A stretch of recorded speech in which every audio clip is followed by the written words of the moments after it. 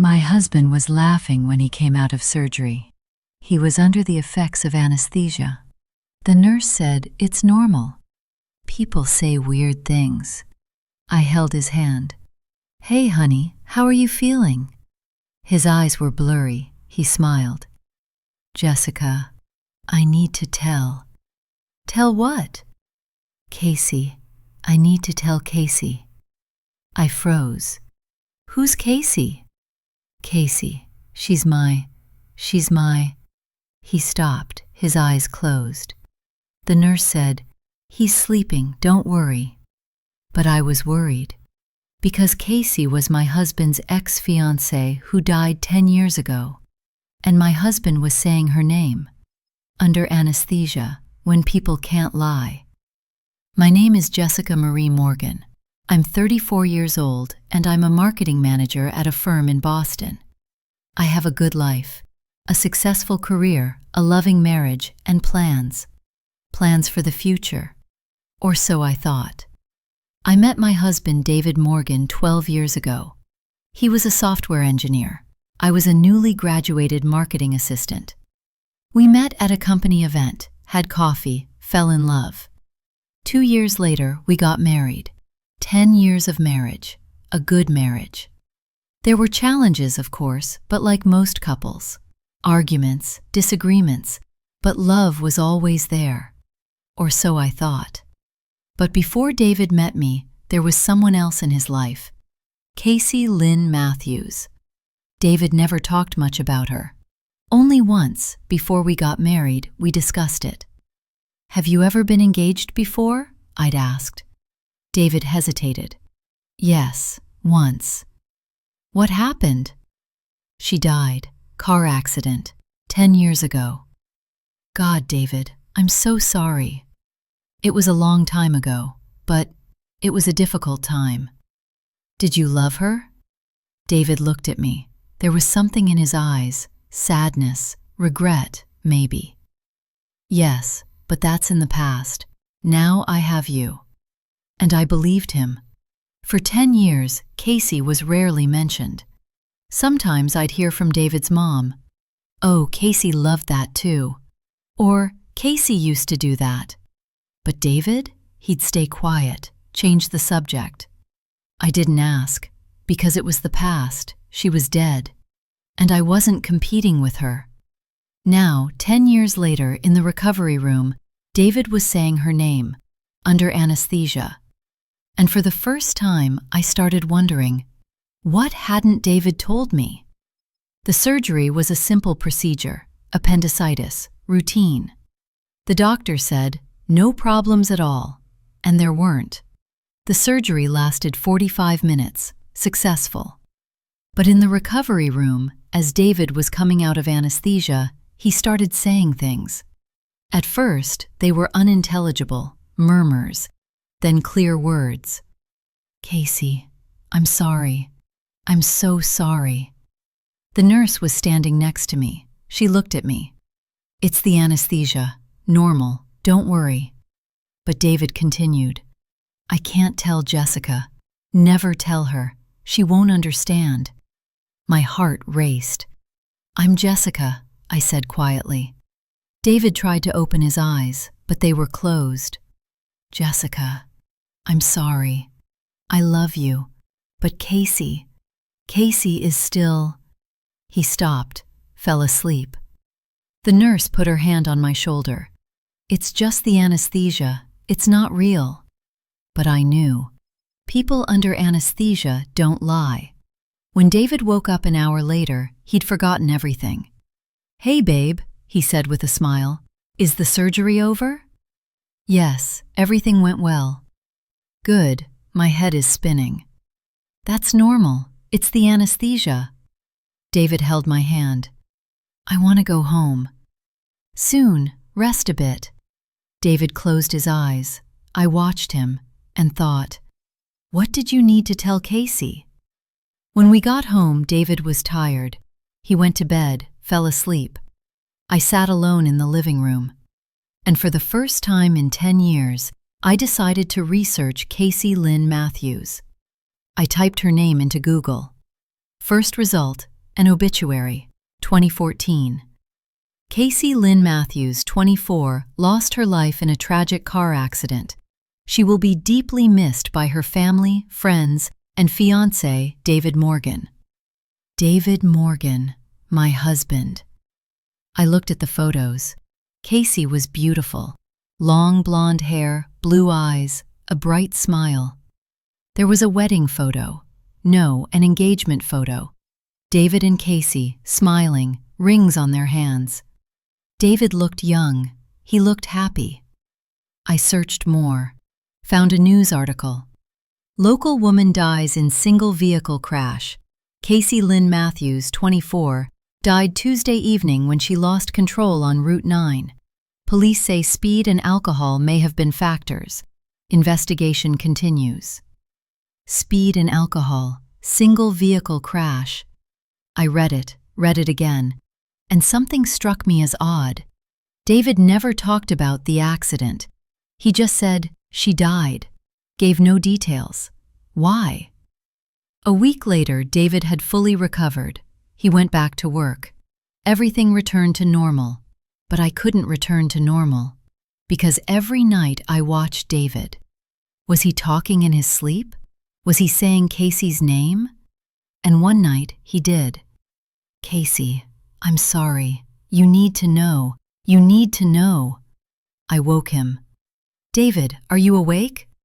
David opened his eyes, confused. What? What happened? You were dreaming, talking. What did I say? I had to pause. Should I tell him?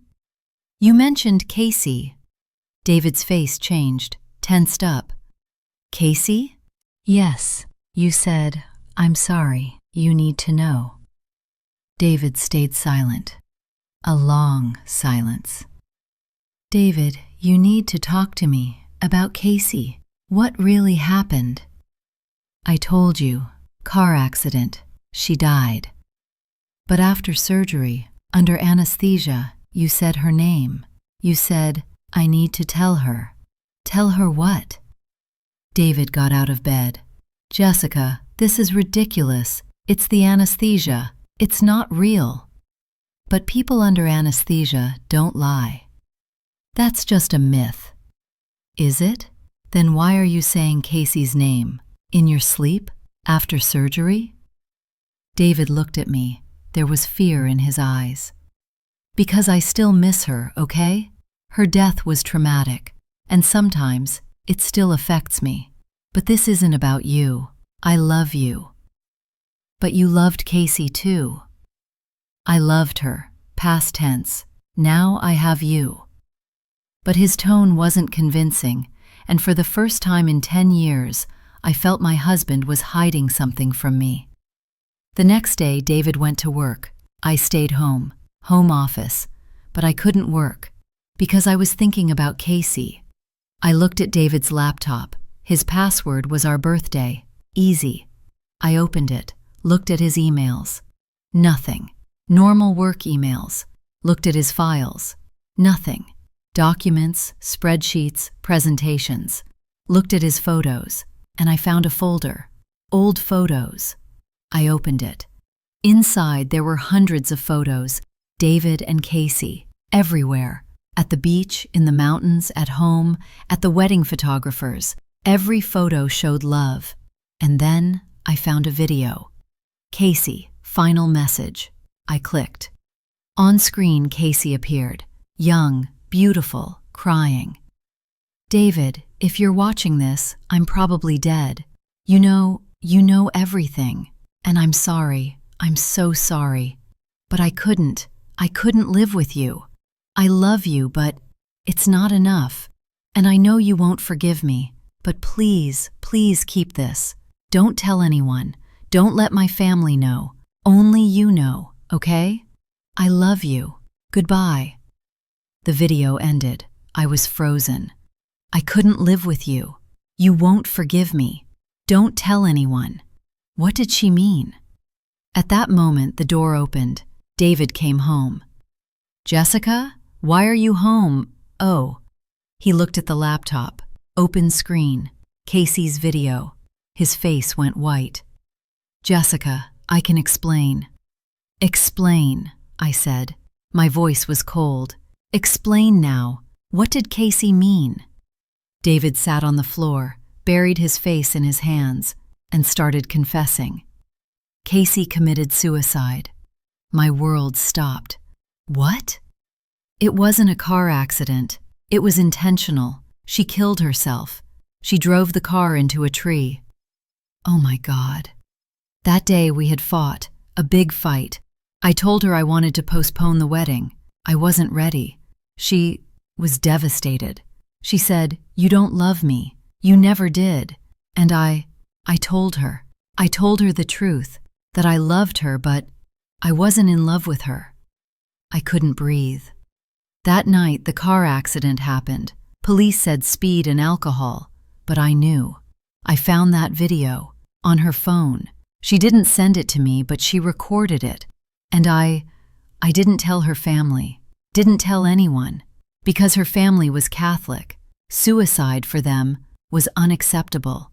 It would have meant she couldn't be buried properly, so I stayed silent. You kept this secret for 10 years. Yes. And you married me. Yes, because I truly fell in love with you, in a way I never was with Kacie. But you still miss her. David raised his head. His eyes were teary. I don't miss her. I feel guilty every day. If I had lied to her, if I had said, "Yes, I love you, let's get married," maybe she'd be alive. But you didn't lie. No, I was honest, and she died. Silence. A long, heavy silence. Why didn't you tell me? I asked. Because I was ashamed, and I was scared. Scared that if you found out, you'd leave me. So you lied to me for 10 years so I wouldn't leave. I didn't lie. I just didn't tell the whole truth. I stood up, walked away. Jessica, please. I can't talk right now. Jessica, I can't talk right now. David stayed silent. I grabbed my bag, walked to the door. Where are you going? I don't know, but I can't stay here. And I left. I went to a hotel, small, cheap hotel, lay on the bed and cried. 10 years, 10 years of marriage. And the whole time, my husband had been carrying a secret, Kacie's suicide, and he hadn't told me. The next day, David called. I didn't answer. He texted, "Jessica, please let's talk. I'm sorry. I'll explain everything." I didn't respond. I stayed in the hotel for 3 days, thinking, did David lie? Technically, no. He just withheld the truth. But isn't that lying? And most importantly, could I forgive this? On the 4th day, David's mother called. "Jessica, what's going on? David is devastated. What happened?" I found out the truth about Kacie. Silence. "Oh, you knew?" "Yes, David told me, years ago." "And you didn't tell me." "I didn't think you needed to know. It should have stayed in the past." But it didn't stay in the past. David still carries it. He talks in his sleep every night. He confesses under anesthesia. David feels guilty, Jessica, but this isn't about you. He loves you. But he doesn't trust me. 10 years and he didn't tell me the truth. Because he was protecting you, Kacie's family, himself. Or was he protecting himself? Silence. Jessica, marriage isn't perfect. Everyone has secrets. But this isn't just a secret. This is someone's life, someone's death. I know, but David is a good man. He made a mistake, but he loves you. I hung up and thought, can a good man make a mistake? On the 5th day, David came to the hotel. He knocked on the door. I opened it. He stood there, disheveled, tired, sleepless. "Jessica, please, let's talk." I let him in. We sat, face to face. "Do you have something to say?" I asked. David took a deep breath. 10 years ago, when Kacie died, my life fell apart. Not just because I lost her, but because I was the reason. I told her I don't love you romantically, and she killed herself, and I couldn't forgive myself. But you're not guilty. I know, I went to therapy for years, and my therapist told me the same thing, but I still feel it. So why didn't you tell me? Because I was making a fresh start with you, and I wanted to leave the past behind, but the past never really goes away, does it? No, it doesn't. David, the problem isn't that you kept a secret. The problem is that you didn't trust me. 10 years. For 10 years you carried this heavy secret, and you didn't tell me, because you were afraid I'd leave. But you know what? If you had told me from the beginning, I would have understood. I would have supported you. But now I just feel betrayed. David cried. I'm sorry. I'm so sorry. I know, but is sorry enough? What do you want? I thought. I don't know, but right now I can't trust you. What can I do? How can I earn your trust back? I don't know, David. Time, therapy, transparency, maybe. Let's go to couples therapy. Please, don't give up. I looked at him. 10 years of marriage, a man I loved, but a man who lied to me. Okay, I said. Let's go to therapy, but I'm not making any guarantees. Maybe it works out, maybe it doesn't. I understand. Thank you. Thank you for giving me a chance. For 6 months, we went to couples therapy. Every week, 1 hour, with Dr. Ellen Santos. And we talked. About everything. About David's guilt. About my trust issues. About Kacie's death. And slowly, very slowly, we started healing. David told Kacie's family the truth, that it was suicide. It was a difficult conversation, but her family was surprisingly understanding. We knew, said Kacie's mother, but we didn't want to accept it. Thank you, David, for telling us the truth. And David, for the first time in 10 years, breathed easy. For me, forgiveness took time, but slowly I started understanding why David kept it hidden. Fear, shame, guilt, human nature. And I realized, sometimes good people make bad decisions, but that doesn't make them bad, it just makes them human. Now, 2 years later, David and I are still married. It wasn't easy, it's still hard, but trust came back, slowly, but it came. And David? He no longer talks about Kacie like a secret. He talks openly, about his guilt, about his longing, and I listen. Because now I understand, Kacie isn't a threat. She's a memory, a painful memory, but a memory. And me? I'm the now. I'm the future. That post-surgery anesthesia confession almost destroyed my marriage, but it also saved it, because it forced us to face the truth, to expose secrets, and to truly heal. People ask, do you regret it, finding out? Sometimes I say, yes, not knowing was easier. But then I think, no, because now I know the truth, and truth, even painful truth, is better than lies. I'm Jessica Marie Morgan. I'm 36 years old. I'm married. Am I happy? Most days, yes. Some days it still hurts. But our marriage is no longer built on lies. It's built on truth, and that's stronger than anything. Anesthesia reveals hidden truths. David's truth was hidden for 10 years. But that day, in the recovery room, it couldn't be hidden anymore. And I learned. A painful truth, but still truth. And sometimes, learning the truth changes everything. Sometimes it destroys, sometimes it saves. In our case, both. It destroyed and saved. And now, 10 years later, we're no longer two people with secrets. We're two people with truth.